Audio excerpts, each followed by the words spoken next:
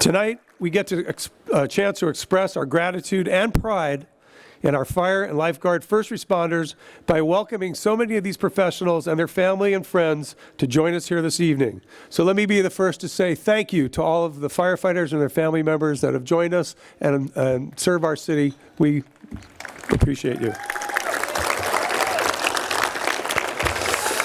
In addition to the Yeah, all right, we got some cheering out there. In addition to the hospitality and the dinner this evening, we'll be recognizing some very important individuals: the Civilian of the Year, the Lifeguard Supervisor of the Year, the Seasonal Lifeguard of the Year, and of course, the Firefighter of the Year for 2024. It'll be a little later in our program. So before we begin to enjoy our dinner, we have a great dinner for you here tonight. I'd like to ask our Chamber Commodore and the Newport Beach Harbor Master, Paul Blank, to come to the stage and start us off with an invocation. So, Paul?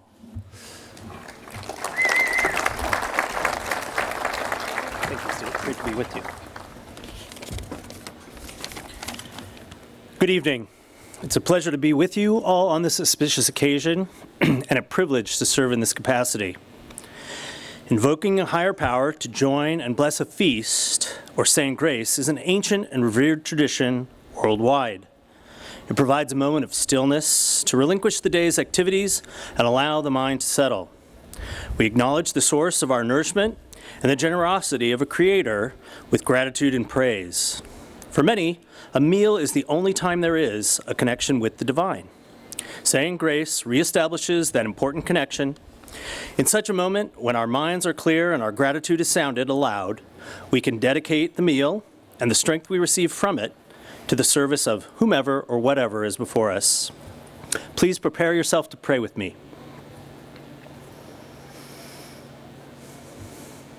Dear wise and loving God, let me say thank you on behalf of all who are gathered here this evening. Thank you for your many and abundant blessings. Thank you for life itself, for the measure of health we need to fulfill our callings, for sustenance, and for fellowship. Thank you for the ability to be involved in useful work and for the honor of bearing appropriate responsibilities. Thank you for the good fortune you bless upon this nation and to your people assembled here in Newport Beach. Shower your blessing upon those who served the city this past year and will guide us in the coming year.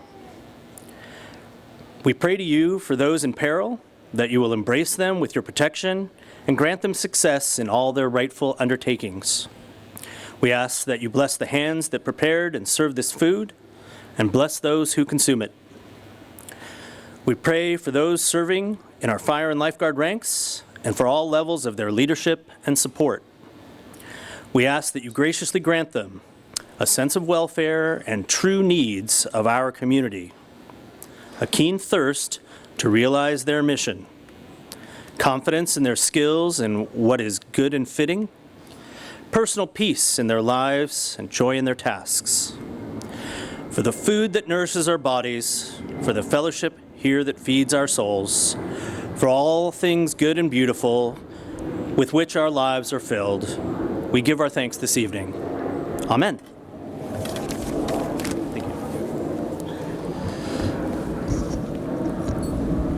you. So, somehow I got out of order here, but tonight is a night of special significance. As everybody knows, today's September 11th, and that has a big part of our history here.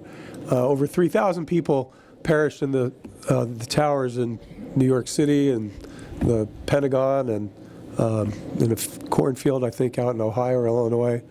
And over almost 300 firefighters perished that day. So I'd ask you all to stand up and have a moment of silence for the firefighters who perished that day.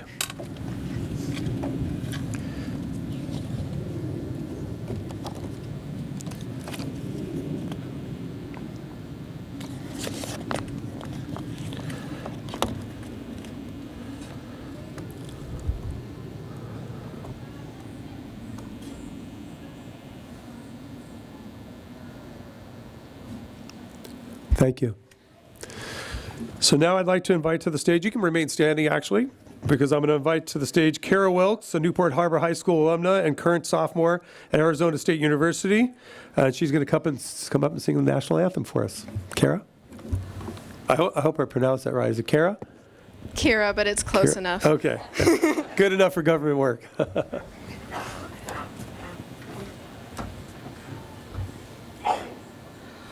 Oh, say, can you see by the dawn's early light what so proudly we hailed at the twilight's last gleaming, whose broad stripes and bright stars through the perilous fight o'er the ramparts we walked were so gallantly streaming, and the rocket's red glare, the bombs bursting in air, gave proof through the night that our flag was still there.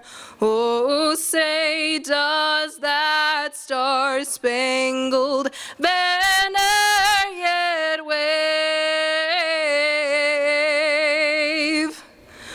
o'er the land of the free and the home of the brave? Thank you.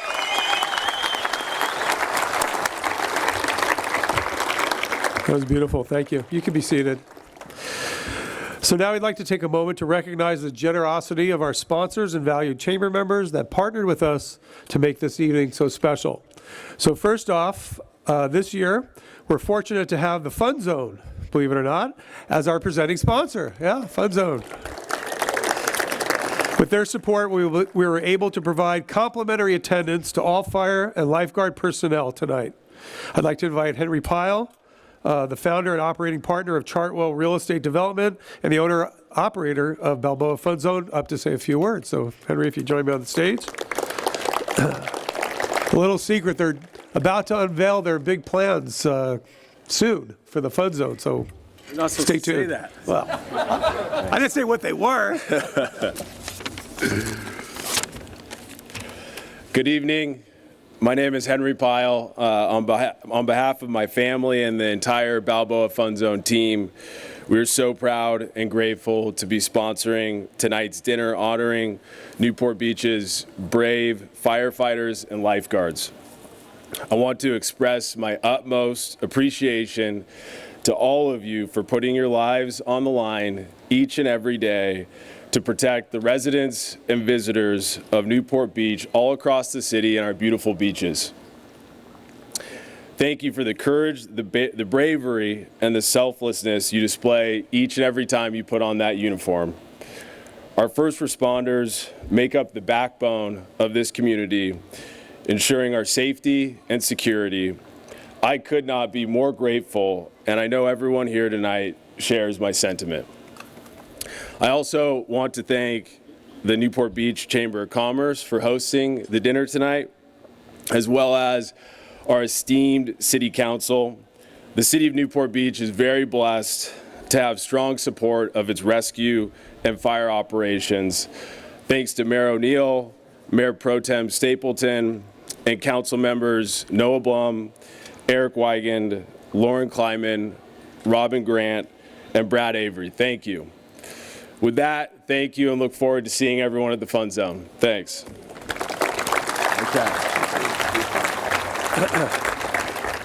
Thank you, Henry. So we'd also like to thank a few other sponsors here tonight. So first off is Atria Newport Beach. Where's Atria? Table here somewhere. Hi, Atria. Thank you. Balboa Realty. Aaron Batley. Where are you, Aaron? Some there. Okay. Also the Chase, Feinbarg, and Feuerstein families. Thank you. And the Weber family. Sarah Weber. Where Sarah's over there. Thank you, Sarah. I'd also like to thank our program sponsors, Southern California Edison and Newport Beach and Company, for their support this evening. Probably take these off so it's set. And of course, I want to thank our hosts for this evening who generously underwrote a significant portion, believe me, $85 doesn't cover a seat at the table there, portion of the cost of tonight's event. Debbie Stavely, General Manager of Van Newport Beach, a Marriott Resort and Spa. Debbie, she's not going to stand up, but a big round of applause for Debbie. It's not a little secret, but it's maybe secret to some of you or unknown. Debbie was made the General Manager of the Year for the entire North American Marriott chain this year. So we've got the best of the best here tonight. Oh, there she is. She won't get up. Kevin, she's never going to get up, Kevin. But she knows we love her. Thank you, Debbie. So lastly, I want to thank the individuals, organizations, and businesses listed in your program. And they were supposed to be on the screens, but we had a little glitch this evening, that have supported the department by sponsoring tables here tonight. Special recognition is also owed to the assistant to the fire chief, Debbie Alcaraz. Debbie, where are you? Who helped us with all the preparations. And to my own staff members, Jeff Parker, who's in the back there, as he always is, and Shauna Sandell and Annette Melanowski, who are manning the reservation table. Thank you.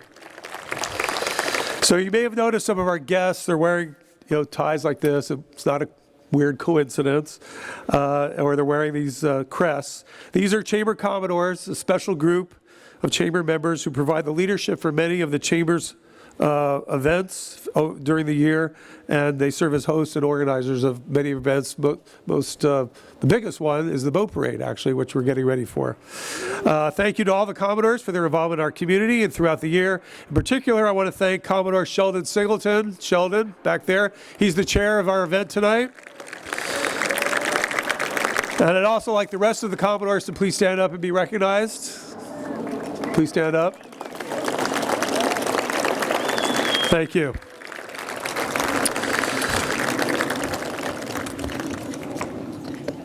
So in addition to the over 840 business members of the Chamber, and we are now the largest chamber in Orange County, our organization's efforts are supported throughout the year by a special group of companies called our Leadership Circle. Many of their representatives are here with us tonight, and the full list of Leadership Circle companies is printed on the back of your programs. I'd like to recognize our Platinum and Gold level members, and I'll kind of run through them quick because we have a lot of them. So ACI Jet, Balboa Bay Resort, the Balboa Fun Zone, City of Hope, Davies Locker, Orange County Supervisor, 5th District, Katrina Foley, Hoag Hospital, Newport Beach and Company, Pendry Newport Beach, Simple Green, Southern California Edison, and of course, Van Newport Beach. Yeah, those are all our platinum level sponsors. We also have a few gold level sponsors. Some of them are here tonight as well. VK Suites, UCI and UCI Health, the Newport Beach Association of Realtors, the Newport Beach Police Association, West Coast Arborists, and Yamava Resort and Casino. Those are our gold members. And then we have about 30 silver members. They're all the program. I'm not going to read all those. So last but not least, I just want to recognize, and Henry already did a few of them, but I'll go through them again, some of the VIPs and the dignitaries that have joined us tonight. So first off, he made it in here despite his physical disability. Mayor Will O'Neill. Yeah. Crutches and everything. Mayor Pro Tem Joe Stapleton. Council Member Brad Avery. Council Member Noah Blom. Council Member Robin Grant. Council Member Lauren Kleiman. And Council Member Eric Wigan. So we got a full council here tonight. Former Mayor Keith Curry is with us. City Manager Grace Leung. Assistant City Manager Tara Finnegan. The City Attorney Aaron Harp. Our City Clerk Leilani Brown. Of course, our Fire Chief Jeff Boyles. Our Police Chief Joe Cartwright. Recreation and Senior Services Director Sean Levin. Finance Director Jason Al-Imam. Harbor Master, you just saw him up here, Paul Blank. Planning Commissioner John Langford. Library Foundation Board Member Dorothy Larson. We've got 4 of the Civil Service Board members, Howard Herzog, Brian Moore, Sharon Wood, and Paul Meyer. The president of Newport Beach and Company, Gary Sherwood. And we even have the Costa Mesa Chamber of Commerce in the house. Their president and CEO, David Haithcock, is with us. Thank you, David. So, now it's time for dinner. Again, very special thanks to Debbie and the team here at VEA for making this event a success from start to finish. You're not going to believe the incredible amount. You've already sampled some of it with the tree passed hors d'oeuvres that you've had, but they've got something really special in store for you at the table. So it's a buffet dinner tonight. We're not serving you here, so we're going to let you guys go in groups. So we're going to start with the first 12 tables. So tables 1 through 6 to my right. Tables 7 through 12 to my left. And then I'll announce the other tables as the lines dwindle. So enjoy yourselves at the buffet. We'll be back a little bit later for the rest of our program. Thank you. Okay, so now it's time to move on to the awards portion of our evening. And it's going to be my pleasure to introduce our Fire Chief, Jeff Boyles. He's got a big, long biography here, which we'll read most of. Chief Boyles was appointed as the 9th Fire Chief of the Newport Beach Fire Department in July 2019. His fire service career began in 1994 as a firefighter with the San Bernardino County Fire Department. In 2000, he joined the Newport Beach Fire Department as a firefighter, steadily rising through the ranks of fire paramedic, captain, battalion chief, and assistant chief. Throughout the chief's career, he diversified his experience and leadership by serving as an arson investigator, association president, and department training chief. Beyond his professional responsibilities, Chief Boyles is actively engaged with local organizations, including being vice president for Speak Up Newport and serving on the boards of Leadership Tomorrow and the Newport Beach Marine 1-1 Foundation. He's a respected chamber commodore with the Newport Beach Chamber of Commerce, and he currently is serving on our executive staff of the Commodores Club. He's also the immediate past president of the Cal Cities Fire Chiefs and is a current president of the Orange County Fire Chiefs Association. Page 2. He's done a lot, you know. A young guy, he's done a lot. Chief Boyles holds a Bachelor of Science degree in Political Science and a Master of Public Administration from the California State University of Long Beach. A testament to his dedication to continuous learning and growth, Chief Boyles recently achieved another milestone, graduating from the Naval Postgraduate School Executive Leaders Program with a cohort of 32 professionals throughout the United States, tasked with our national security. He was recently recognized as the 2024 First Responder of the Year by the Association of California Cities, Orange County. He resides in Huntington Beach, and Chief Boyles enjoys surfing, paddleboarding, and visiting his 2 sons in college and coaching. Please welcome Fire Chief Jeff Boyles. I'll bring the chair off as well. Okay? Wait till you're ready. Okay. You want your sunglasses? Probably don't need those anymore. Good evening, everyone. Wow, what a great venue, great turnout. Welcome and thank you for joining us on such a historic night for our country.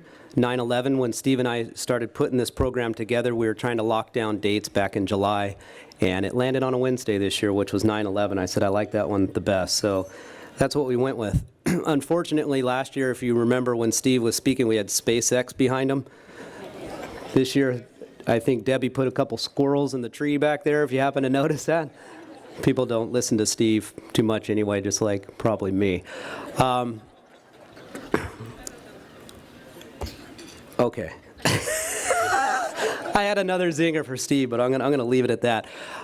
Okay, I want to start by thanking the 2 Debbies, so this is easy for me to remember. The first one is Debbie Alcaraz over here to my left. She's been planning this event. She's my administrative assistant. She's been planning this with Jeff Parker and Steve for months, and she's put a lot of time and effort into that, along with Debbie Snavely. Where are you, Debbie? Right over here. This time I'm going to make you stand up, please, Debbie. Recognized as the North American General Manager of the Year here at the... She came to us at the Commodores months ago and said, we're taking this event back, and it's going to be bigger and better than ever, and she was right. So thank you, both Debbie and Debbie. Certainly couldn't have done this without you. Steve Parker, he's in the back somewhere. He's the man working the background with the voice. Steve does a tremendous amount of work. These type of... Well, yes. Did I say Steve? Yes, I still got Rosansky on the brain. Jeff Parker. How could I forget the name Jeff? You can call me whatever you want, Chief. It's Thank okay. you. Thank you, Jeff. Thank you. That was not part of my We're going to turn the lights off on you now. So. My glass is fogged up, so I'm going to do this without seeing. All right. I also want to thank the Pyle family. Thank you for being our presenting sponsor. Our supporting sponsors, Atria, Balboa Realty, Chase Feinberg families, the Fierstein, and last but not least, the Weber family. Along with all of our program sponsors, Platinum, Gold, it's not lost on us the incredible amount of support that we receive from this community for events like this. I'd also like to give a quick shout out to Brian Boas and his newly formed Newport Beach Fire Foundation team. I saw Chris Frace over here as well. Where is Brian? Please stand up, Brian. I know you're right in the middle somewhere. Brian approached me months ago after one of the Newport Beach Foundation talks I gave and asked why we do not have a foundation for the fire department. We have foundations for the junior lifeguards, for the library, for police, and multiple foundations in this community, but we do not have one for the fire department. So Brian's been working tirelessly to get a 501c3 pushed through the IRS. He's created a board with bylaws and a whole system of people in place. We're kicking it off next Wednesday, September 18th, on the Lido House rooftop is our launch event in collaboration with the Newport Beach Foundation. And I just wanted to give him a quick shout out and know that that is coming. I think that's going to be a really great foundation and a great way to give back to the men and women of the Newport Beach Fire and Lifeguard Department.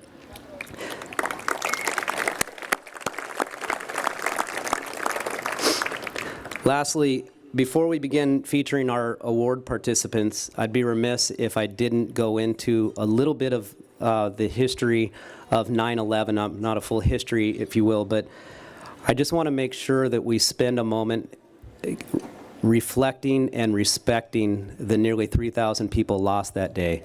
We know the number 343, it's engraved in our brains as far as firefighters that went in that day. There's also 72 police officers that died that day and a host of civilians.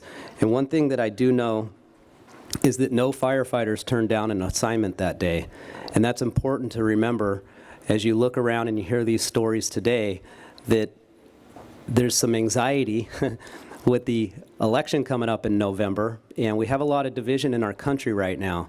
But rest assured that from our United States military all the way down to our local first responders, we're still protected, and we still have a lot of people doing the right thing and working to protect ourselves. So regardless of politics, we stay out of that realm.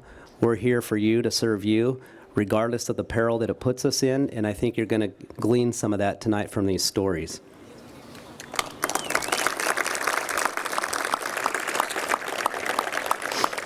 On a personal note, I woke up at 5:30 a.m. that morning, September 11, 2001. I was 28 years old. I'd been in the fire service for 7 years at the time, and I got up early because I was trying to get an early start on the freeway because I was taking a captain's promotional class up in Los Angeles. So as I always do, I turn on the news while I'm getting ready, and I remember seeing out of the side of my eyes the first tower on fire. And I know everybody here has a story. I'm just going to tell mine because I have the microphone.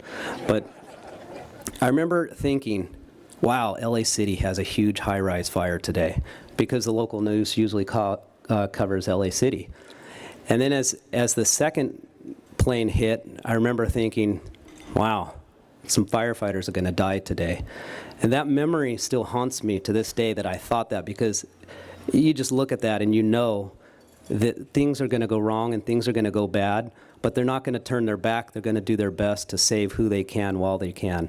And you look at the interviews, or you listen to the interviews 23 years later, and they thought they had more time, but they also knew it was pretty perilous, and they did it anyway. So with that, I want to say that we have 11 of our current Newport Beach firefighters out at these fires right now. They were sent out a few days ago. 8 of them are on 2 different fire engines assigned to the airport fire. And I'll pull up some stats here in a second, and I'll close it out with that.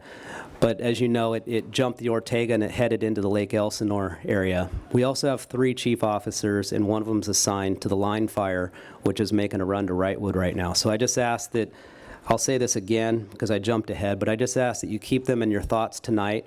Most of them were supposed to be here tonight, and they aren't. They've been sending videos, and the videos are pretty horrendous of the conditions that they're facing out there.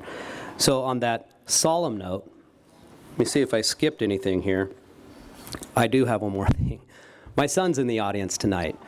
He's 20 years old. He works for the city of Newport Beach in the harbor department. He wasn't alive that day. So I think it's important to take these opportunities and events like this to help our younger generation understand what we all felt. He doesn't know what it's like to pull up at the airport and grab your bag, and even a bottle of water, if you will, and go straight to the terminal, because TSA is the only thing we've known pretty much since the Patriot Act and 9/11 and Homeland Security was formed. He doesn't look at the news when 9/11 video comes on and get a chill the way many of us do. And I've been interviewing entry-level firefighters, and I know Chief Cartwright's been interviewing entry-level police officers, and they were either 1 or 2 or 3 years old when that event happened. It was just mind-boggling to me. So it's important that we take moments like this to let the next generation know that that was our Pearl Harbor moment. And there'll be another one, and we need to be prepared, and we need to have solid, good people in the streets. So with that, Steve and Jeff, they told me to give some opening remarks. I did. I would like to start with our first letter of commendation, and this goes to Captain Andy Janis, who isn't here tonight, but let me read really quick. This was the Balboa Boulevard structure fire. On October 23rd, 2023, Newport Beach Fire Department was dispatched to a structure fire at 1229 West Balboa Boulevard. 11 units were assigned to the incident, 29 personnel. While en route, Engine 61 upgraded the assignment to a working fire. Additionally, it came over on dispatch that 2 police officers were trapped inside the residence. For those of you that attended the police appreciation lunch, you may remember a couple of police officers made entry trying to find trapped victims, and they themselves became trapped. So to make a long story short, the first engine that arrived, Andy Janis was the captain, and they were mired in jobs and duties. They were getting a water supply, they were pulling hose lines, and he communicated with some of the police officers outside and was able to find where the police officers made their way upstairs to the back to the roof area, and he single-handedly threw a ladder so that they could exit. And that, I think, shows the collaboration and the teamwork between our public safety departments, that it doesn't matter what patch you're wearing, what uniform you're wearing, even what agency you're from, that you get it done when people are in need. So with that, Captain Andy Janis is receiving a letter of commendation tonight.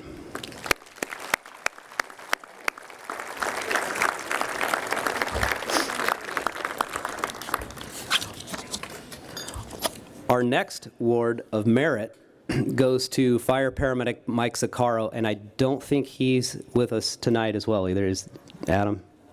Okay. On the morning of July 29th, 2023, a vehicle accident occurred on Jamboree. Vehicle traveling southbound struck a tree head-on in the center median. Firefighter paramedic Mike Zaccaro was on his way from one fire station to another, and he had his turnouts and all his gear with him in his vehicle. He saw steam. The traffic was starting to back up. He saw steam coming from the engine compartment as he was approaching, but as he got closer, the engine compartment of the vehicle actually caught on fire. So at that point, he realized the patient was trapped inside the car. Police officers arrived on scene as well. He got into the back of his car, put his turnouts on, and together with police officers were able to extricate the patient from the vehicle. Once they removed him from the vehicle, he went into cardiac arrest. So Mike, being a paramedic, and the police officers that were with him were able to initiate CPR and get pulses back. which I'll get into that a little bit later as well. You guys have heard me talk about this for years. We tout it over and over and over here in Newport Beach. Our success rate, our cardiac save rates are phenomenal. They're 2.5 times that national average. We're very proud of that. I think that deserves a round of applause, too.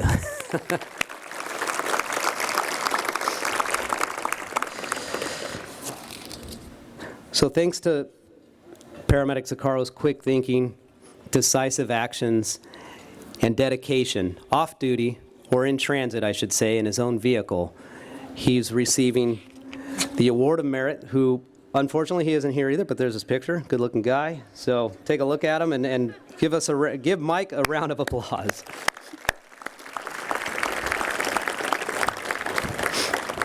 Okay, and with that, I'm going to turn the microphone over to Lifeguard Chief Brian O'Rourke, and we have a couple of other awards for lifeguards that I wanted him to go through personally.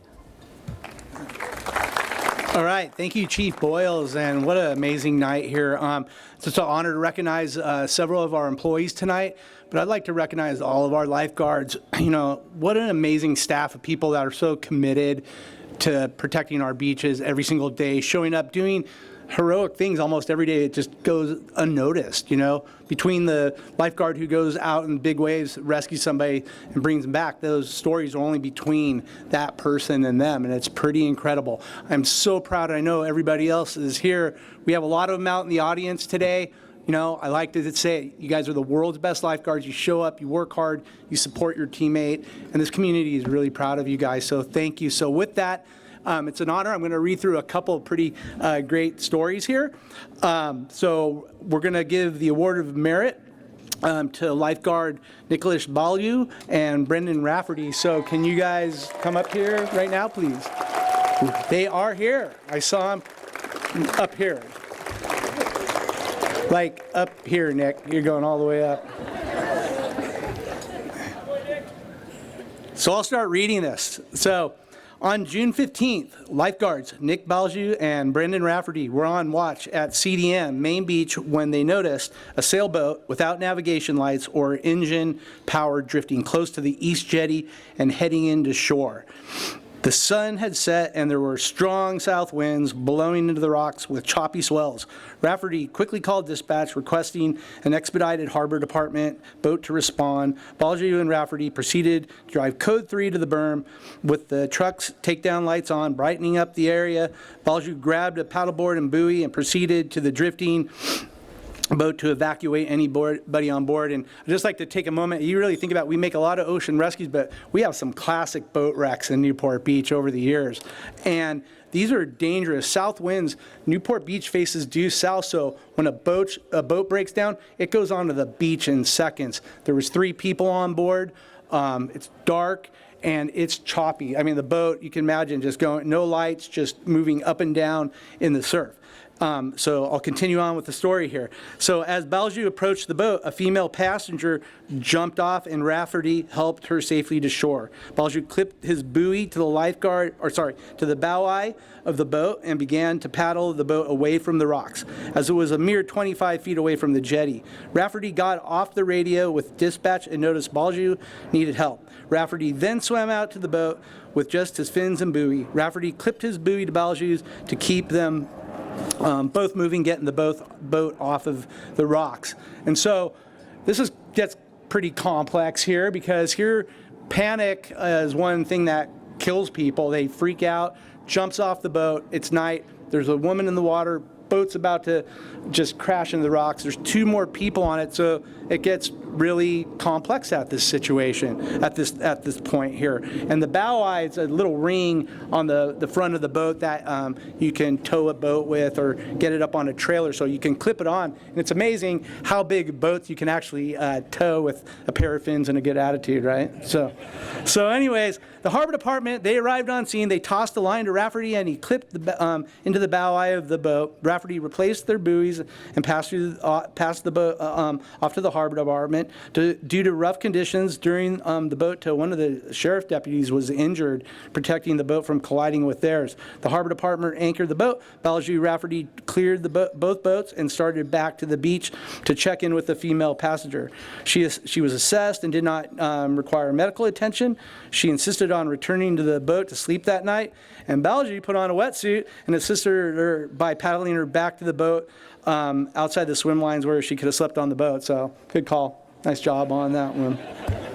So due to their swift actions and without hesitation in the dark and against strong south winds, swell, they protected 3 lives and the integrity of the boat, which would have certainly grounded or sunk without their timely and effective efforts. So with that, congratulations, good job, you guys, on the Award of Merit.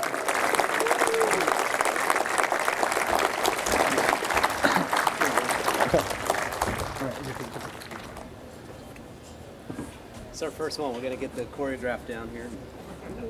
Glasses.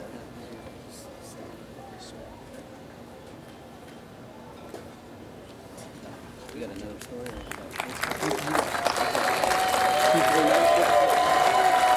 All right, good job. It's you. I'm passing it off. Okay. You know what? I just remembered what I was going to say to Rosansky. Where'd you go, Steve?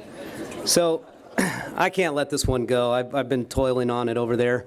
That third plane was in Shanksville, Pennsylvania, not Ohio or Illinois. So we just had to throw that out there so that we're not completely winging this thing. It was, yes. Okay. The next Medal of Merit goes to Park Fire Rollover Save to Fire Engineer Jeff Bogan. Where is Jeff?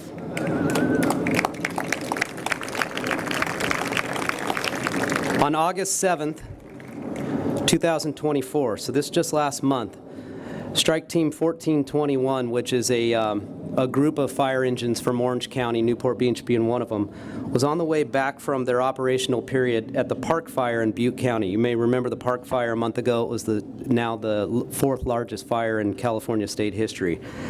Engineer Bogan was assigned to driving engine 65, which is our Corona Del Mar engine. They were heading down the mountain on Highway 32 at a moderate rate of speed and in a very curvy terrain. Suddenly, what we call a Type 6 wildland patrol unit crossed over the double yellow line on their side of the road, and it was as if it was going to pass somebody but didn't get back into their lane.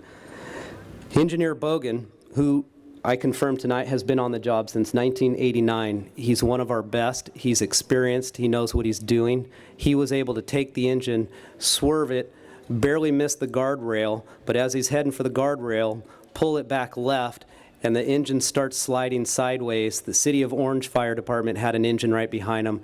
They thought they were either going to go off the guardrail, hit the guardrail, or flip the engine, but it was a very tight situation. He was able to pull it back in, and no doubt saved it from rolling and injuring, possibly even killing firefighters. He texted me that day. He was pretty nervous. I could feel the nervousness in his text. He was both nervous that happened, but excited that they were alive and safe. And I'm so proud of Jeff. I just can't say enough about his skill set, his calm mentality, and what he brings as a mentor to our fire department, and being able to navigate such a situation is really reassuring for me as a chief, knowing that we have people like out there on the fire lines. This was way up in Northern California, and bad things can happen anytime they go out. So with that, it was past our due date, by the way, but I asked Debbie if we could squeeze it in because it was so harrowing. I want to present Engineer Jeff Bogan with the Medal of Merit.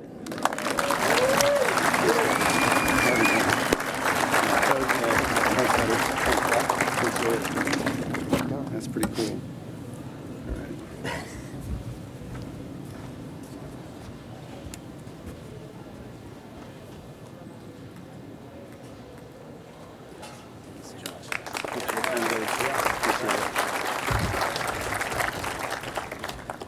Jeff and his wife Stacy come to this event every year, even if he isn't getting a medal. So Very cool that he got to get one this year.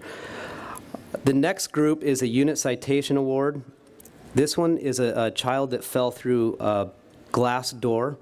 I want to bring up Fire Captain Javier Gonzalez, Engineer Jeff Terzo, and Paramedic Brett Finnicle.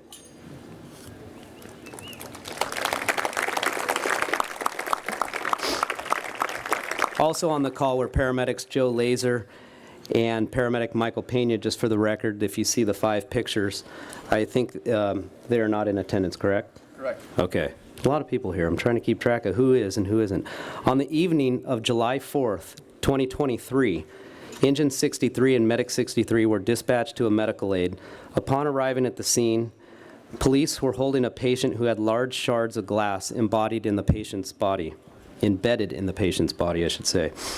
The pediatric patient had fallen through a pane of glass, suffered severe blood loss, and had deep wounds. Our medics went straight to work to assess the extent of the patient's injuries and stop the bleeding. The patient had poor skin signs and was very close to passing out. Medics moved the patient safely from the accident scene to the gurney and quickly administered fluids and medications. The patient was transported to Chalk Hospital with the father. Mother had other kids behind, so she's actually a city employee and stayed behind. Engineer Terzo remained behind to secure the scene and reassure the family.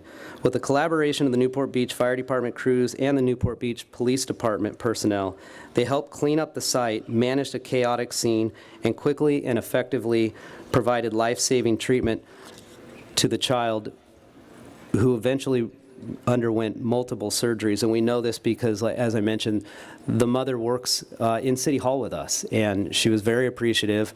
The child had to go through multiple surgeries, and it was a bit of a struggle, but if you've ever seen a scene like that with that much blood and glass and crying kids, it can be pretty chaotic. And to know that they were able to pull it together, focus on the patient, but also focus on the family, and even clean the house a little bit, is just really phenomenal service that we provide here.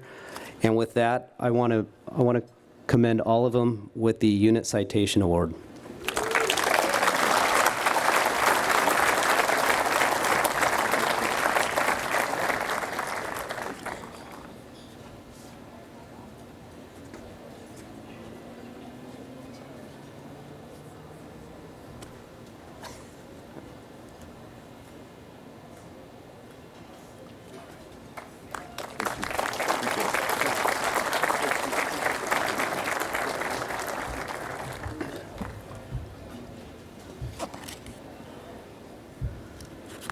Find my place here. Did everybody get a chance to get a picture of that ice sculpture, by the way? I keep looking at it. It's melting, so make sure you get a picture before you leave. Debbie, that's a very nice touch, by the way. We like that. Okay, the next Unit Citation Award is the Main Street Structure Fire. Most of you probably remember this one. I want to call up, again, Captain Andy Janis. He had a good year, by the way, but he's not here tonight. Engineer Travis Shook and paramedic Jason Leftage.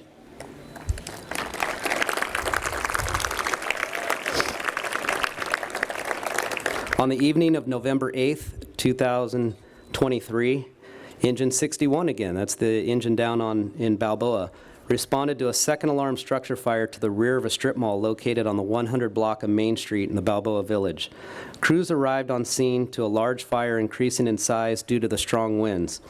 Engine 61 was the first arriving unit and quickly noticed the exterior of the neighboring house on fire and immediately applied water to the exposure and extinguished the fire. The fire was in a building with 3 separate businesses and an apartment above the middle unit. The middle unit, Balboa Shore Store, suffered major damage, but the adjoining units suffered only minor damage, smoke damage, due to the quick actions of the responding crews. Engine 61 assessed the scene, set priorities, and implemented a plan to address them. Engine 61 observed a large amount of fire from the corner of the building, tactically positioned their units for optimal access to the burning exposure and the main body of fire. So this is the fire that occurred last year in between the old BJ's and Cabo Cantina on Main Street. You may remember that. The wind was blowing hard that night. That fire got going. There was a lot of material inside of that store that was burning. It was burning out the back, and it was starting to burn sideways. And the reason they're getting this award was these two, along with Captain Janice, made the decision to pull all the way past Main Street and drive down the boardwalk and pull hose lines down an alley, which isn't commonplace. Normally you would stop in front of the residence of the business, or you'd stay on the street. So picture, if you will, a fire engine driving down the boardwalk, but it was the most tactful decision at the time. It saved the homes that were right across the alley there. There was some little bit of burn damage from those, but they were certainly taking some heat, and they stopped the spread to the adjacent businesses. Cabo Cantina was extremely excited. They were back in business within a day or two. So that's the stuff we do. That was an incredible decision. I'm not sure that's one that everybody would have made. It was a thinking outside the box a little bit, and they made it happen. So with that, Captain Janice, Engineer Shook, and Paramedic Leftich are receiving the Unit Citation Award.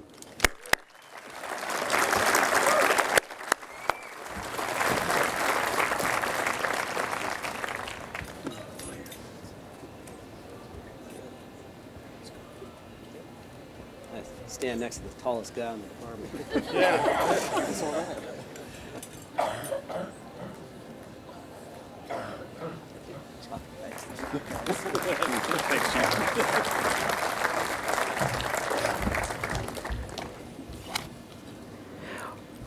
Okay.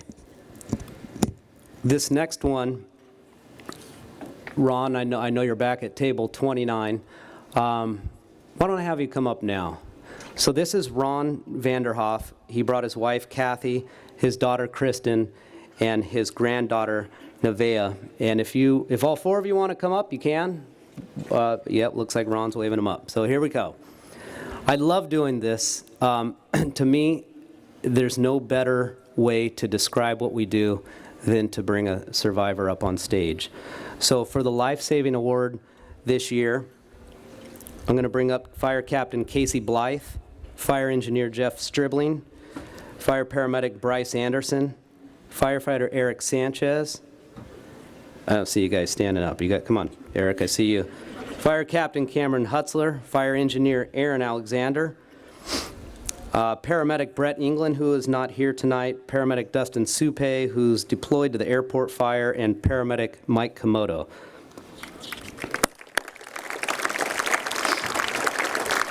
It's truly an honor to stand here before you to celebrate the outstanding dedication, teamwork, and skill of our firefighters and paramedics. We're here to recognize a remarkable team of individuals whose quick actions and expertise made a difference between life and death. Tonight, we present the Life Saving Award to some of our finest firefighters and paramedics. On February 13th, 2024, a day that began like any other quickly turned into a test of our training, teamwork, and commitment to saving lives. It also happened to be the first day we upgraded one of our truck companies from BLS, which is basic life support, to ALS, which is advanced life support. We put a paramedic on the ladder truck, and that ladder truck happened to be first on scene. Call came in at Rogers Garden reporting a cardiac arrest. Newport Truck 63 was the first unit on scene, as I said, was just recently upgraded with ALS equipment, followed closely by Engine 65 and Medic 65. In total, 9 of our firefighters responded, 6 of whom were paramedics, which doesn't always happen, but it worked out that day. Upon arrival, Truck 63 found the patient, Ron, in cardiac arrest. Thank you, Ron, for joining us, by the way. Fortunately, a quick-thinking coworker who had witnessed the cardiac arrest called 911 and had already begun performing CPR prior to our team's arrival. This immediate action undoubtedly contributed to the patient's survival and set the stage for what was to come. So I'm going to revisit those cardiac save rates again. I say that it happens because of 3 things mainly. 1, because of our folks, our response times, our training, our staffing. We'll just call that 1. 2, we have a very engaged community, and we're aggressive about getting out there and talking about bystander CPR. When we hear on the radio that CPR is in progress, we know immediately that there's a a better chance that we have of saving a life. Sometimes the dispatcher will say no CPR in progress, and I'll tell you right now, that's a bummer. So if anybody doesn't know CPR yet, I highly recommend learning it. And once you learn it, if you see somebody go down, put it into action. The third piece of that chain is that Hoag Hospital is right down the street, and they're a world-class cardiac receiving center. So we get there quickly, hopefully with some bystander CPR, which Ron had on him. Our folks will intubate, medicate, and transport, and then the hospital can do the rest.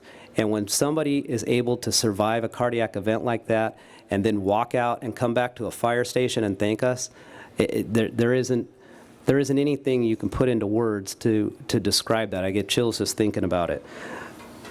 I could read the rest of the story, but I just kind of winged that one because that's how it went. They showed up, they did their job, they got it done, they did it well, and Ron and his family are here tonight as a result of it. For that, all of these folks are receiving tonight's life-saving award.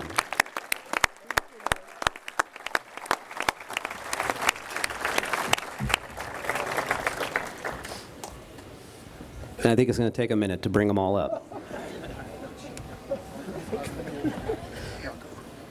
Can I say something? You sure can. Okay, just very quick. Oh, you. Oh. Well, I feel like I'm the first non-firefighter paramedic here tonight, but yeah, I spent 8 minutes of my life, or well, I spent some time on the ground at Rogers Gardens, and if it wasn't for my coworker who initiated the CPR, and then within 3 minutes, we had our first engine on site, and the engine captain and the firefighters initiated CPR on me. But a minute later, paramedics showed up, took over, and I'm very pleased to be here tonight. Thank you all.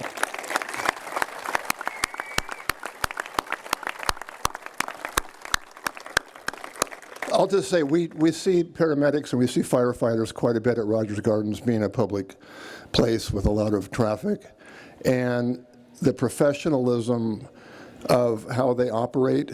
You all know, I'm preaching to the choir, but the operations, the calmness, the professionalism that all of the firefighters and the paramedics present every time that we call them is absolutely incredible. We're really lucky to have them in our community.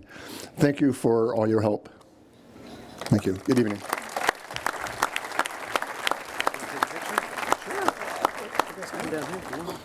Okay.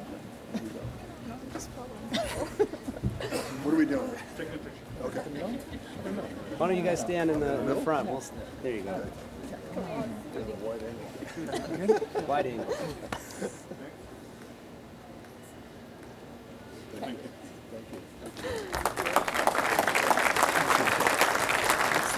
Yeah, you bet.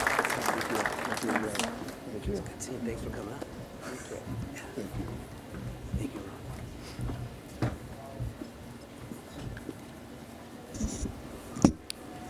Okay, it's not a sad day. It's not sad, that's good. He's happy. Our next life-saving award, this one occurred on the 4th of July this year, 2024, down on Balboa Boulevard, near some of the shops there. You may have read this one too, the stabbing victim. So I want to also give a quick shout out. Where are my fellow police officers? I don't know where you guys ended up sitting. There they are. Okay. Officers Heather Thompson, Kyle Cameron, Bernadette Sanchez, and Michael Query were first on scene. I was riding with Chief Novak. He was a battalion chief of the day, and I was there because it's the 4th of July, so I couldn't stay away. And we were in traffic on Balboa Boulevard, right across from the crab cooker, and somebody ran up to our door and just started screaming, "There's been a stabbing, there's been a stabbing." And he and I were like, "What are you talking about?" you don't see stabbings every day in Newport Beach, but we've had a lot of weird things this year. So we turn our lights on and flip a U-turn, but there were so many police officers on the 4th of July on foot. Those 4 that I just mentioned were already there. This gentleman had sustained deep stab wounds across both thighs. In fact, I forgot to bring them up, so hold on. I'm looking at an empty crowd over there. Fire Captain Thomas Hare, Fire Engineer Robert Binkard, who's not here tonight, Fire Paramedic Anthony Galaviz, Fire Paramedic James O'Brien, and Paramedic Brian Cowles. Galaviz is bringing his 4-month-old in the baby Bjorn. Okay, on July 4th, 2024, Engine 62, Medic 62 responded to an emergency call near the Newport Pier, where they found a victim of a stabbing lying on the sidewalk, already being attended to by Newport Beach police. The police were quick with their tourniquets and their pressure dressings, and Chief Novak and I were there in the mix of it. He was pretty bad. He was losing consciousness until these folks showed up. When crews arrived, they quickly took over and discovered there were actually 3 people who needed urgent medical attention. So Engine 262 was immediately assigned to help a second patient, and Ambulance 63 stepped in to assist a third. The situation was already challenging due to all the people on the peninsula itself and our inability to get anywhere rapidly. But the added complexity of having 3 victims turned it into what we call Level 1 MCI, or multi-casualty incident, which means it required extra coordination and resources. So Chief Novak set up command and left me there in the blood with the cops until these guys showed up. To make things even more complicated, this happened on the 4th of July. I don't know if you remember this past 4th of July, or if any of you were on the peninsula, but there were so many people on that peninsula I thought it was going to sink into the earth. It was pretty packed. Despite the challenges, our teams acted quickly with incredible skill and coordination. They quickly assessed each patient, provided the necessary care, and all 3 were transported to the hospital. Their quick thinking and seamless teamwork under pressure were critical in saving lives that day. Handling a mass casualty incident in a crowded area, especially on a holiday like the 4th of July, is no easy task. It requires not only technical expertise, but also the ability to stay calm and make split-second decisions amidst the chaos. I do remember, right as that was going down, we had a structure fire call on the other side of town, too. So Adam looked at me. He's a new battalion chief, just promoted about 4 months ago. He's going to say 5 or something. He's new, and he says, what do I do? And I said, you go to the structure fire, I'll stay here. So he takes off, and it was just one of those days. There were a lot of moving parts and a lot of chaos, and this patient, I looked at his eyes, he was sitting on the curb until he wasn't. He laid back and he was going quick. Our paramedics were able to get him to a trauma center, and ultimately he went through multiple surgeries as well and lived as a result of the quick action of the police officers that were able to pop on some quick tourniquets and the additional IVs, tourniquets, pressure dressings, and everything that our paramedics did.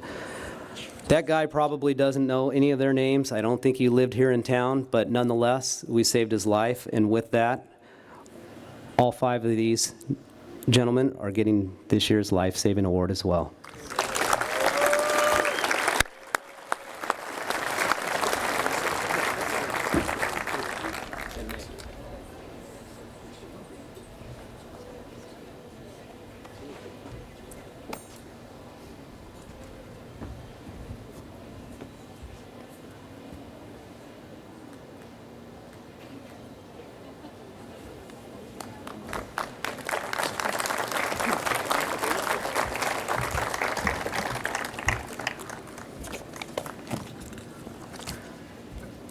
Okay, here's another good one. As if that wasn't good. Another life-saving award. Where'd she go? Engineer Erin Alexander. Come on up. She's really embarrassed about this one because, see your better half or your other half? Okay, it depends on which day. Her other half texted me and let me know about this. But on August 9th, 2024, fire engineer Erin Alexander and Todd were on their way to his daughter's graduation in Ohio. They were on the Dallas to Cleveland flight. About an hour into the flight, they saw the flight attendants walk hurriedly to the front of the plane. Erin was in the middle seat, so she could not see what was clearly going on. She's like my height, so we can't always see over heads. At the time, flight attendant came back to retrieve the AED from an overhead compartment near their seats. Erin waited approximately 2 minutes to see if the flight crew was going to call for help. Since they did not, Erin got up to see if she could be of any assistance. When Erin got to the front, she found a male patient laying on the floor, anxious with shortness of breath and significant chest pain. The patient had recent heart surgery and was just cleared to fly. The patient stated he thinks he threw a clot. Erin started to calm the patient so that she could get a little more history. The patient was having heavy chest pain with shortness of breath and anxiety, and Erin felt it was a good indication of a blood clot in his artery. As Erin made herself familiar with the medical supplies and the airplane kits, a nurse practitioner showed up to assist her. Erin put the nurse practitioner in charge of getting the patient's vitals. As Erin was preparing for an IV, the patient told her he could not have nitro or pain medication. They gave him oxygen, Erin started an IV, and they monitored his vitals, which apparently Orange County EMS works in the air. It'd be in between Dallas and Ohio, so we'll give her that one. Erin felt comfortable knowing that they had an AED and cardiac medication should the patient go into cardiac arrest. The flight attendant asked Erin if they needed to make an emergency landing. They were about an hour from Dallas and still an hour and a half away from Cleveland. Erin felt that due to the patient's status, they did need to land. The closest airport was Little Rock, Arkansas, and they do not normally land 737s there. After their safe landing, the patient was transported to the hospital. While at the airport, Erin got to know the nurse practitioner who helped her. Erin said the coolest thing is that the nurse practitioner had not practiced for a while, but still had the courage to get out of her seat and assist. Erin feels proud of the training and experience that she has provided here in Newport that allows her to be comfortable in these situations, these emergency situations. Erin speaks for all of NBFD when she says that we don't need recognition for this type of stuff. It makes us feel good to be able to help people in their time of need. We're force multipliers out there, and I just want to make another point that to get a pilot to contact their air traffic control and make an emergency landing in Little Rock, Arkansas is a pretty phenomenal thing. It means they trusted her and she knew what she was doing and she was able to put it all together. Erin's been a paramedic for a long time. She's also a fire engineer. But if you're ever in an airplane, you want her in the airplane too. So with that, Erin Alexander is also receiving the Life Saving Award.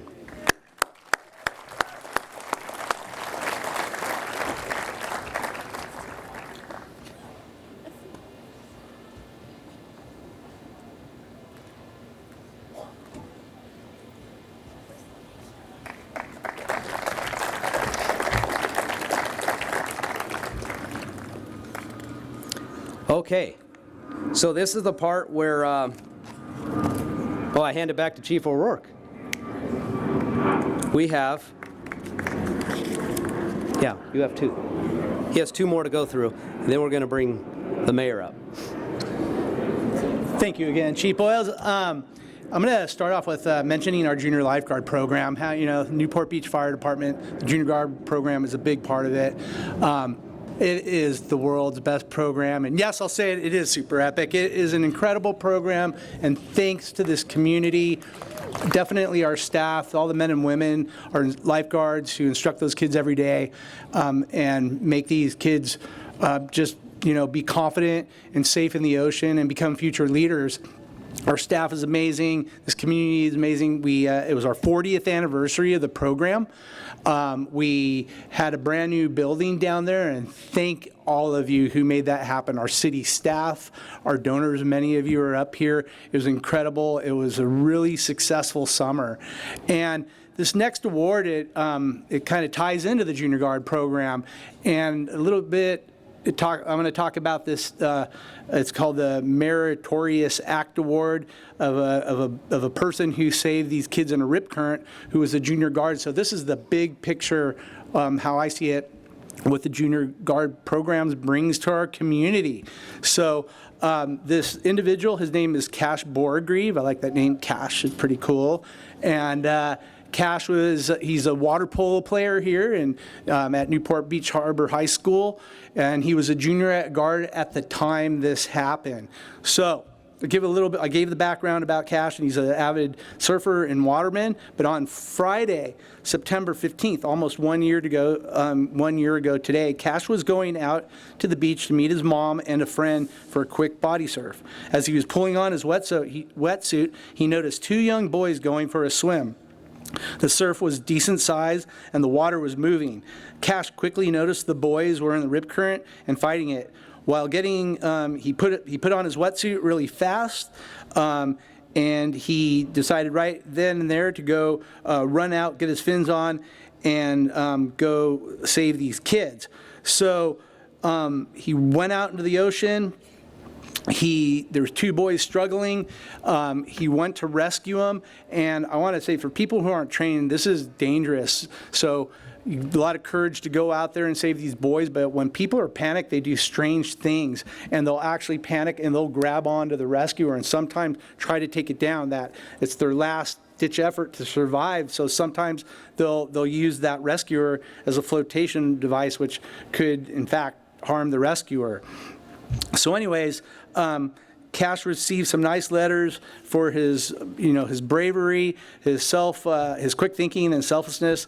Cash knew he had to do the right thing, which probably saved the lives. So with that, due to Cash's incredible heroic actions, he saved two young boys who were caught in a rip current in the ocean waters. And so big picture stuff. So here's a junior guard, water polo player. Well, this year he went through tryouts in 24.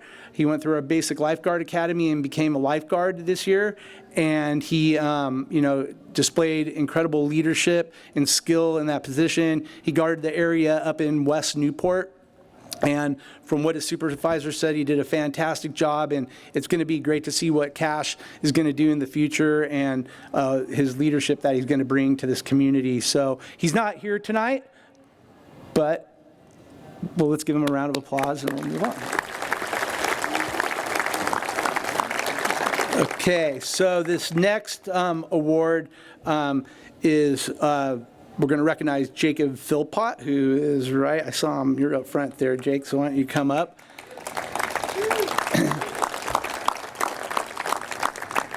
And this is the Medal of Valor, so for saving two swimmers in December. So you can stand over closer, Jake, if you want to. Stand over there, too. This is a great story. I'm really proud of you, Jake. He was a former lifeguard of the year too. He's been around for a while. Everybody has tremendous respect for him. So, on December 28, 2023, lifeguard Jake Philpott was working an LSAR shift associated with the sand management project, and that you'll see that all the beach erosion, they move the sand. So he wasn't really in a lifeguard function. He was escorting these trucks to make safe passage for them so they don't hit anybody on the beach. So these large vehicles are on the beach. They're unloading sand from the Santa Ana River between 44 and 56th Street. On this day, there was a massive west swell in the water with surf at the heights in 8 to 12 foot range, up to 15 foot, I believe. I saw it that day. And the surfing conditions were excellent. So if you remember the swell back in December, if you saw the news, it's the same swell that impacted all our coast, and it actually took out a whole street in Ventura. The water washed down. It destroyed some of the businesses. People got swept off their feet. That was that same swell. So it was one of the largest west swells I think we've seen in Newport Beach. And yes, it was in December, so the water was very cold. So around 3:30, while Jake was parked at Tower 48, he heard lifeguard officer Carly Christian radio operator out for a rescue on the south side of the 40th Street jetty.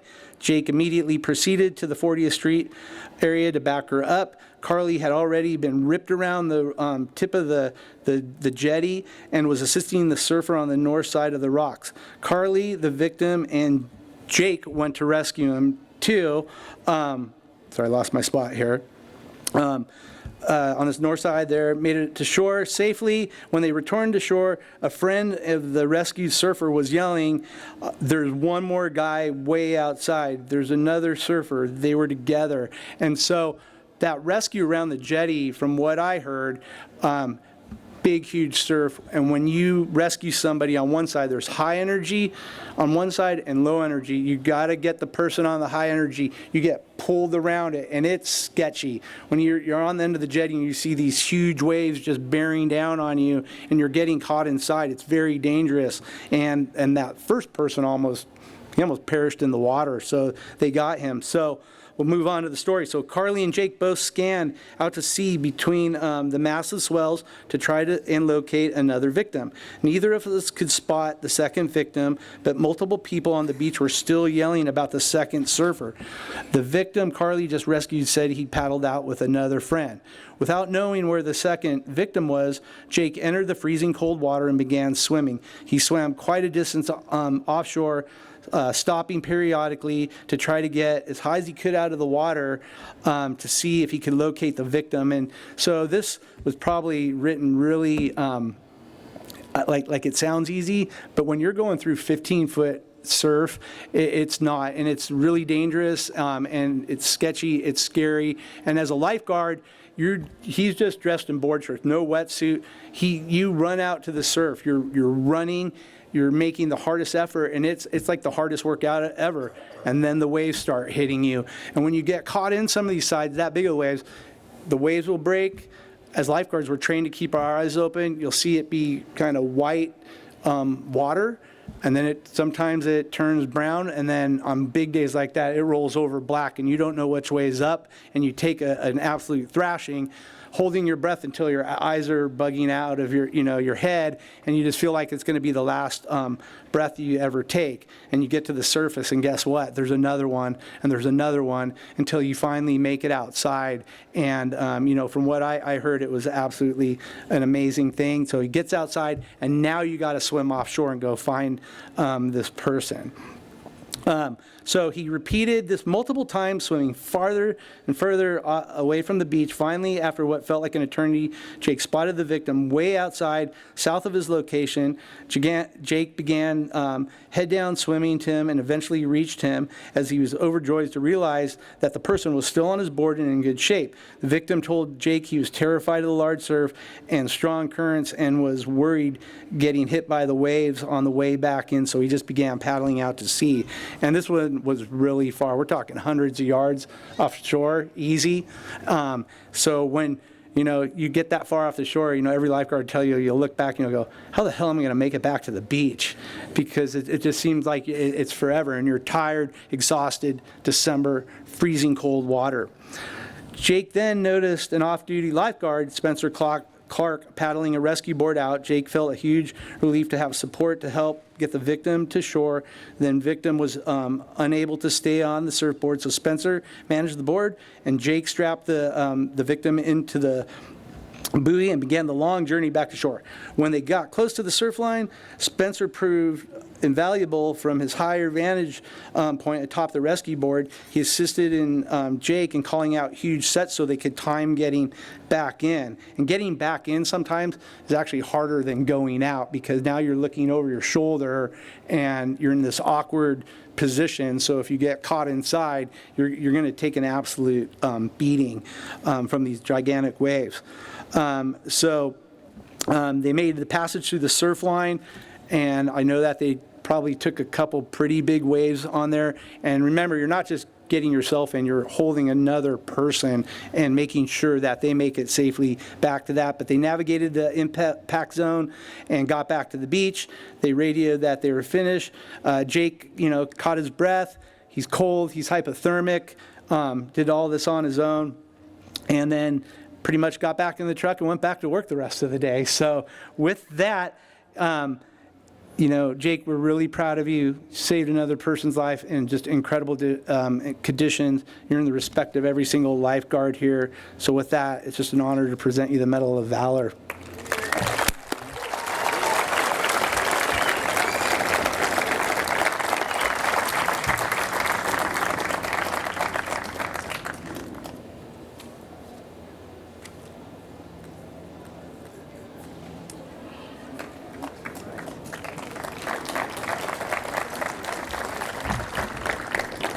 Okay, I'd like to call up Mayor Will O'Neill. He's coming. He practiced this earlier. Made it. I tore my Achilles, so that's the answer. Awesome, thank you. So I echo everything that the chief and Steve have already said tonight about our fire department and lifeguards. And there's one group that occasionally doesn't go recognized enough. And with firefighters currently outside of our city, it's a group that I think we should ought to be thinking about quite a bit. That's family members. Because when our firefighters leave to go on their shifts, they obviously are leaving home. But when we have a call out, they can be gone up to about 2 weeks. So if you are a family member, a parent, a spouse, a child of a firefighter or a lifeguard, if you could please stand and be recognized, we would really appreciate that.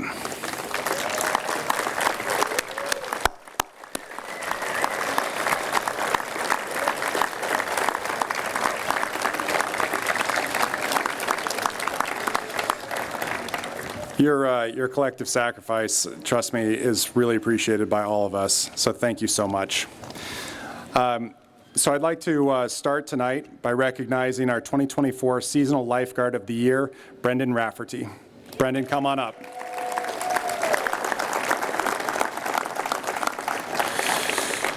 Brendan was born and raised in Newport Beach. He is one of 4 siblings, 2 of which are Newport Beach lifeguards and are now serving in the United States Coast Guard. Brendan attended the Newport Beach Junior Lifeguard Program for 4 years. He attended Newport Harbor High School, where he spent 2 years as a varsity water polo player and swimmer. He also competed on the surf team. Brendan is in his 11th season as a Newport lifeguard. He has spent time in every division lifeguarding, including dispatch, junior lifeguards, and the rescue boats. He is currently a rescue boat operator. Brendan has spent years working in the maritime industry as a deckhand, cruising the Newport Harbor, and frequenting Avalon as well. He has great passion for serving the community that raised him. Brendan has spent countless days chasing waves around the California coast and internationally. His most recent excursion was to Puerto Escondido in Oaxaca, Mexico, with fellow lifeguards to surf and bring gear to the local lifeguards on behalf of the Ben Carlson Foundation, which is amazing. His passion for the ocean and life-saving has led him to pursue a career in lifeguarding. Ladies and gentlemen, 2024 Seasonal Lifeguard of the Year, Brendan Rafferty.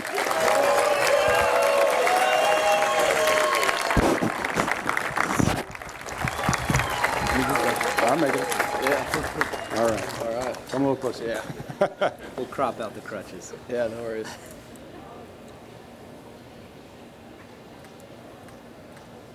Awesome. All right, perfect. Yeah, thank you guys.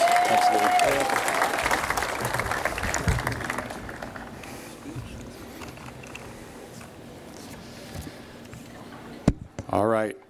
Now, 2024 Civilian of the Year, Melissa Miles.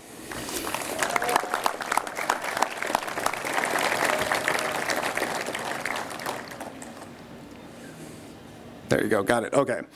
Melissa's journey with the Newport Beach Fire Department began in May 2022 as a fire support service aide. Her dedication led to a promotion to fire service coordinator, where she now manages support services and facilities.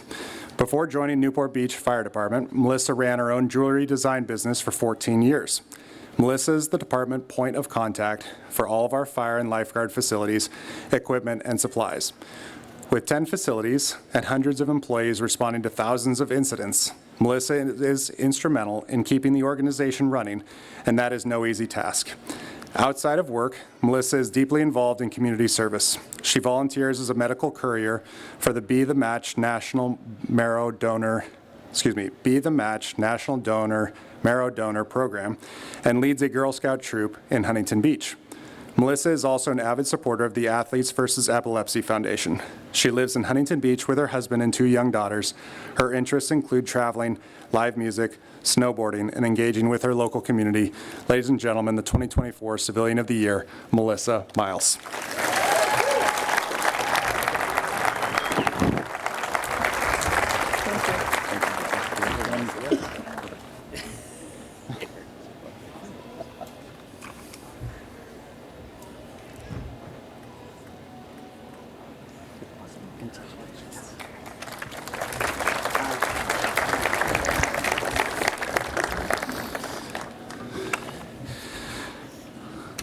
Now for the 2024 Lifeguard Supervisor of the Year, Gavin Wright.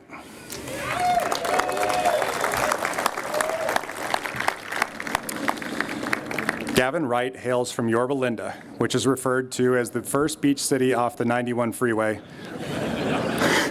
or as I like to call it, Newport North. Supporting Gavin tonight is his father, Ken, mother, Sharon, brothers Taylor and Dan, sister Alice, and his girlfriend, Adrian. Gavin attended Esperanza High School, where he played water polo and swam for 4 years. He then went to Orange Coast College and continued to swim and play polo. He earned All-American honors and decided to hang up the suit after his sophomore year. Gavin then obtained his Bachelor's of Science from Northern Arizona University. Gavin joined Newport Beach Lifeguards in 2012. He has worked as a tower lifeguard, unit operator, junior lifeguard instructor, rescue boat deckhand, rescue boat operator, and most recently as a lifeguard captain. He is the supervisor for Division 1, which spans from Newport Pier to the Santa Ana River Jetty. Gavin's oversight includes scuba equipment, lifeguard recertification, EMT recertification, personal watercraft operations, and lifeguard towers. A rescue that will stand out forever was in 2020 over the 4th of July. It was a 10-foot-plus day, and Gavin was deckhanding on Sea-Watch 1 in West Newport with the legend himself, Donnie Gray. On the way to the rescue, that's in my notes. I just want to tell you, although Donnie Gray is a legend. On the way to the rescue, the boat launched off a massive swell train. They landed hard. Donnie stated that something broke. Focused on jumping off the boat and executing a rescue in massive swell near 56 Rocks, Gavin was unfazed by the broken boat. When Gavin brought the victim back to the boat in the surf line, Donnie stated, "We are sinking." Gavin then opened all the hatches and found the leak from the broken muffler. At the end of the day, under Donnie's guidance, the victim and vessel were saved. Gavin is an ocean enthusiast, go figure. He enjoys diving for lobsters, fishing, and surfing. One of Gavin's personal goals this year is to catch a 200-pound bluefin on his 24-foot boat, the Jollymon. Secondary goal is to go the whole year without breaking down and getting towed in. That's a good goal. This fall and winter, he intends to travel to Point Break rights around the world. El Salvador is top of the list as of now. Gavin is a frequent flyer to Parker, Arizona. Here you can catch him single skiing behind his 1995 Tigay? Yep. Tigay tournament ski boat that is in mint condition. Ladies and gentlemen, 2024 Lifeguard Supervisor of the Year, Gavin Wright.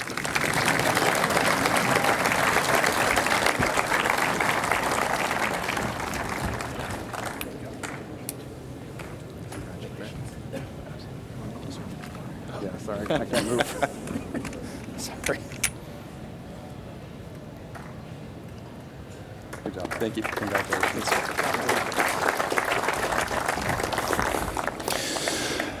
And now, ladies and gentlemen, it's my honor to present to you the 2024 Firefighter of the Year, Corey Freeman.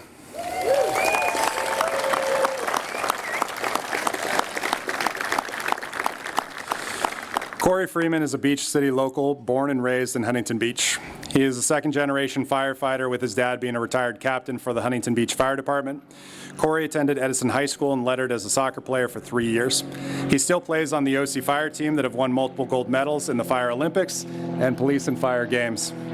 Fresh out of high school, Corey attended Santa Ana College to pursue his fire goals while working full-time, waiting tables and bartending at Sharky's in downtown Huntington, which is why he became a firefighter and not a police officer. After attending the Basic Fire Academy, he worked as an auxiliary firefighter in Downey for 2 years before he was hired with the City of Newport Beach in 2010. Corey quickly promoted to paramedic in 2014 and has spent a majority of his time on the medic transport at Station 5 in Corona Del Mar.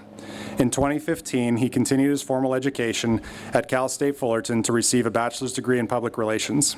Additionally, he serves as a department EMS instructor and committee member, paramedic proctor, and helps lead the annual, very popular Fire Santa program every holiday season. On a personal note, Corey and his wife Jordy married last year and just welcomed their new baby girl, Charlie, to the family. Welcome, Charlie. Outside of work, you can find Corey fishing, golfing, snowboarding, or planning his next adventure, having traveled to 35 different countries. Corey prides himself on camaraderie amongst his peers and rarely misses an opportunity on or off duty to make an experience that much more enjoyable. Newport Beach was a dream destination for Corey, being close to home, the beach, and his family. He still occasionally bumps into his father's HB fire friends on calls who are quick to bring up entertaining stories of him in his glory days. Ladies and gentlemen, 2024 Firefighter of the Year, Corey Freeman.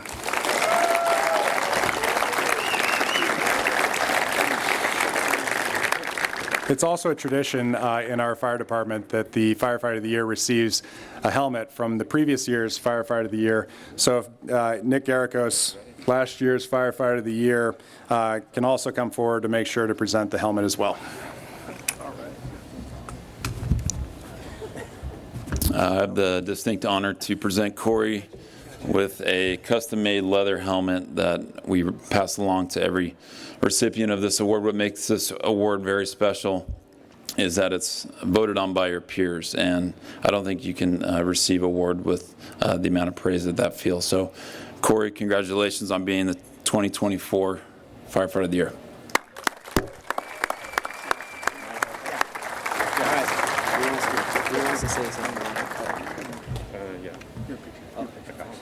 Come this way. Don't make him go too fast.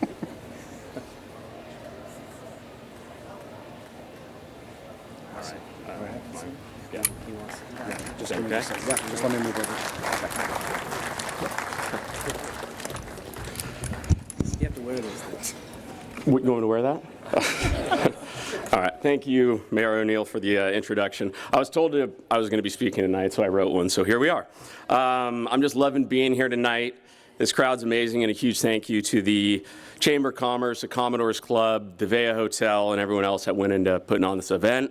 City of Newport Beach really knows how to do it right and make our fire and lifeguards feel appreciated, so thank you guys. It's been a big year for my family and I. We've crammed some major life events into a short amount of time. As you heard, I got married last October, just welcomed our daughter, and now Firefighter of the Year to top it off. To our friends and family, I know there's been a lot of invites and celebrations and things to be thankful for this year, but hopefully this is going to be the last of it for a little bit and give everybody a little bit of a break.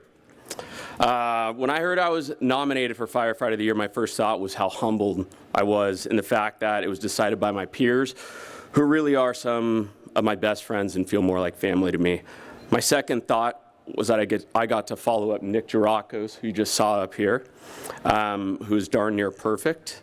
My coworkers have reminded me over the last couple months how amazing he spoke at this event last year. So really tonight I kind of feel like Robin following up an amazing speech from Batman. But bear with me, we're gonna get through this. It's hard to stand up here and be highlighted alone tonight when everything we do in this profession is as a team. The Newport Beach Fire Department operates as such a finely tuned machine, and it's thanks to everyone from our city council, the city manager, the mayor, our advocates, fire administration, lifeguards, all of our firefighters, down to our facilities, our amazing equipments, and our support services and our city yard. It's pretty incredible. Without you guys, I'd never have the opportunity to shine in a department like ours. We're a department that bleeds professionalism and service excellence, and it's a blessing to hold those standards and get to serve the residents and visitors of this city. I have such a deep respect for everyone in this organization, and it's just a huge honor I was chosen for this award and everything it stands for. So just a couple quick thank yous. I'm going to start out by thanking my parents who are here tonight. First off is my dad. Some of you know him as Scooter. I'm really up here because I followed his fire service blueprint. He taught me the importance of hard work and camaraderie, and he's still one of the biggest role models, one of my best friends, and he reminds me how fun all the aspects of this career can be.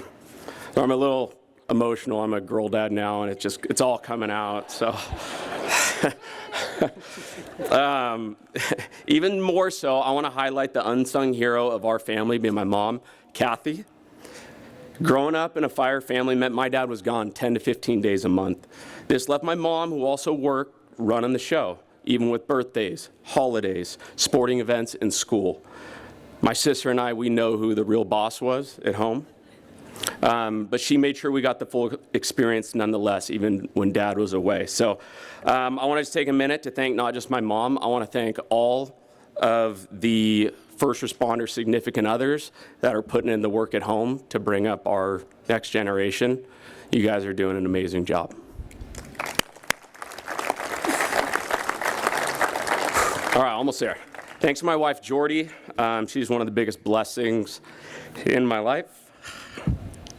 Having a strong, independent partner at home is key in this profession, and I'm just loving watching her grow into that role and as a mother and helping me create the family I've always dreamed of. Thanks to my crew at Station 7. They're all here tonight.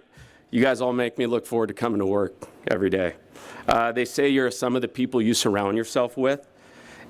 So standing up here tonight is just a big representation of you guys, and I couldn't do it without you. I want to thank a couple individuals who I've always turned to for advice and guidance, our Captain Teheran and Chief Novak. Thanks for always being there for me and all my questions, and even throwing me a few nuggets for this speech. If it's going a little long, you probably know who gave me those nuggets. A quick shout out to one of my best buds and medic partner for the last 8 years, Drew Caford. We've probably spent more time together than with our own families. So just thanks for being you and being awesome. Last thanks to Captain Harrison, who's a big reason I'm up here tonight. 5 years ago, I started helping him with the Fire Santa program that he created over 17 years ago. He let me take the lead on it and receive a lot of the recognition, but he's still very equally involved behind the scenes. So thank you to him and everyone else that always steps up every year and reaches out every holiday season to make a big impact for a local family in need. So to wrap it up, I just want to say that moments matter to me. And this one right now, standing up here with all the love and support from the most important people in my life, is one I'll never forget. So I'm so filled with gratitude. Just a huge thank you guys for making it so special. So love you guys.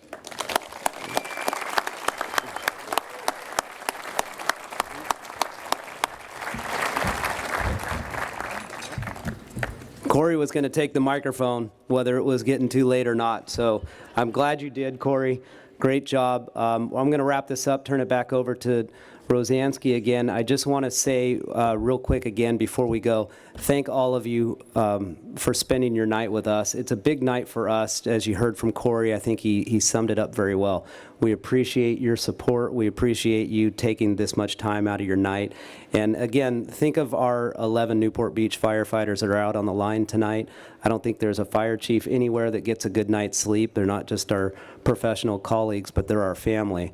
And I'll share with you that we did have one come off the line earlier today who's having some medical issues, and we quickly just replaced somebody right back in. So they do spend long days and nights out there. They do get injured sometimes. It's rough out there. And again, as the mayor said and as Corey said, thank you to the spouses, the families, and the kids for putting up with when they're gone like that. So with that, I just want to give my heartfelt thanks to each of you for coming tonight and turn it back over to Steve.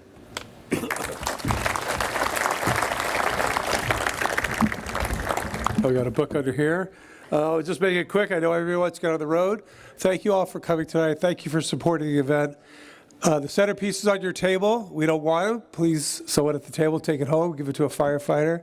And the Valley parking is all complimentary tonight. Compliments again of the van Newport Beach. We hope to see you again soon. Our next major Commodore event is November 1st, when we're going to honor our 2024 Citizen of the Year, Marie Case, who's in the back there. Wave Marie somewhere, right? So be safe on your way home, and we'll see you soon. Thank you. Adam.